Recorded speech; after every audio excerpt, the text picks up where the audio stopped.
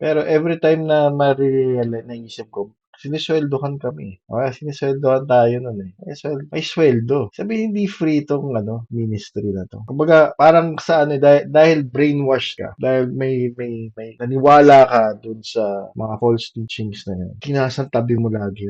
Basahin ko yung 2 Corinthians 2:17. Sabi dito, unlike so many, we do not peddle the word of God for profit. On the contrary, Christ we speak before God with sincerity as those sent from God. No? Ito yung sabi ni Paul, no? Wag daw natin ipedel. Sabi, wag natin pagkakitaan yung gospel for profit. Pag naghumihingi ka ng tithes, pinagkakitaan mo yung gospel. At matindi pa dun, para itong subscription. 10% monthly na sinisweldo mo. 10%.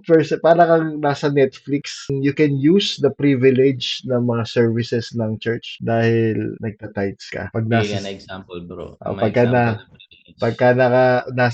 nasa hospital ka, may magbibisita sa'yo.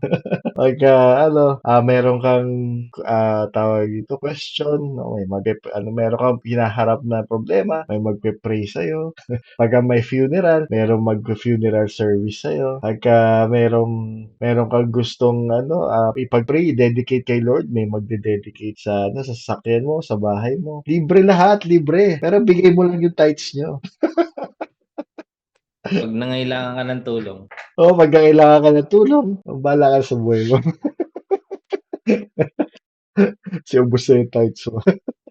titignan muna kung nagbibigay ka, no? Oo, titignan mo na kung nagbibigay ka pagka May nasakuna ka. deposito ka. Walang Di ba? deposit, walang Di ba, sobrang contradicting yun sa sinabi ni Paul dito na we do not peddle the word of God pagka nag-receive ka ng tithes.